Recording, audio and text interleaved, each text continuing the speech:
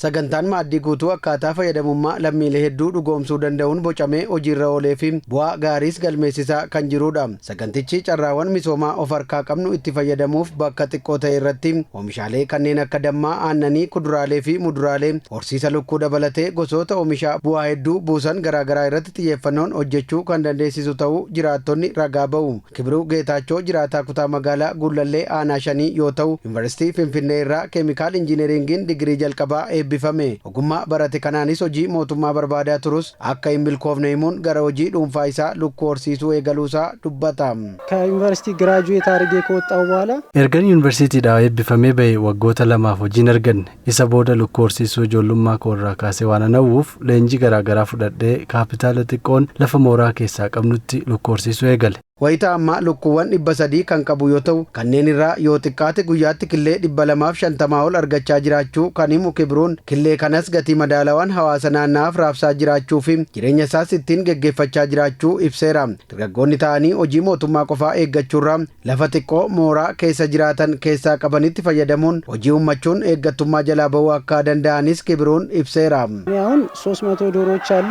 amma lukkuuwwan 300 qaba. Guyyaatti killee 250 hanga 260 nan argadha. Hudhaalee hedduu qabaatus hojichi bu'aa qabeessa. Killee gatii madaalawaan hawaasa naannawaa koof dhiyeessaa jira. Dargaggoonni taa'anii hojii mootummaa qofa eeggachuurraa lafa xiqqoo mooraa keessaa qabanitti fayyadamuun hojii uummachuun eeggattummaa jalaa ba'uu qabu. Akkuma Kibiruu Geetaachoo Asmaaree Gassasee wayita yaadamni maaddii guutuu magaalaa Finfinnee keessatti eegalu maatii isaa waliin ta'uun horii aannanii 3 hojii eegaluu himuun yeroo ammaa horii aannanii 70 qabaachuu fi aannan guyyaatti argatanis gatii madaalawaan namoota naannawaa isaaniif qoodaa jiraachuu dubbata. Ofirras darbuun lammiilee 20f carraa hojii uumuu Asmaareen ni dhugooma. የጀመርነው በ3 ገብተ ነው። hojii kan eegalle horii aannanii 3 maatii koo waliin mooraa qabnu keessatti eegalle. Amma horii aannanii 70 qabna. Guyyaatti aannan liitira hedduu arganna. Lammiilee 20fis carraa hojii uumneerra. Kutaa magaalaa Gullalleetti itti gaafatamaan waajjira misooma qonna magaalaa fi qonnaan bultoota aanaa 5 kan ta'an obbo Ajaayib Mohammad akka aanichaatti namoota hojii maaddii guutuu irratti bobba'anii jiraniif deeggarsa garaagaraa taasisaafii jiraachuu eeranii gama carraa hojii uumuutiin bara baajetaa kana qofa maatii 250 ta'aniif carraan hojii uumamuu fi dubbataniiru. ከ250 በላይ bara baajetaa kana keessa qofa maatii 250 olii fi carraan hojii sagantaa maaddii guutuu kanaan uumameera. Kana jechuun maatii tokko nama 5 yoo qabaate namoota hangamiif akka uumame tilmaamuun nama hin rakkisu. Akka aanaatti deeggarsa barbaachisu hunda taasisaafii jirra.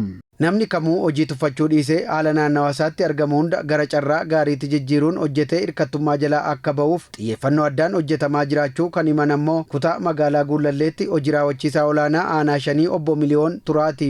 Tuffiinsa hojii keessaa ba'ee to'i akka hojjetu dargaggootaa fi shamarreen haadholii jiraattota hundumarratti xiyyeeffannee to'i hojjetaa jirra.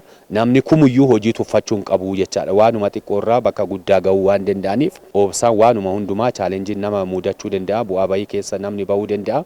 Obsuu keessattuu immoo dargaggoonni obsa qabachuu qabu, hojii tuffachuun qabanii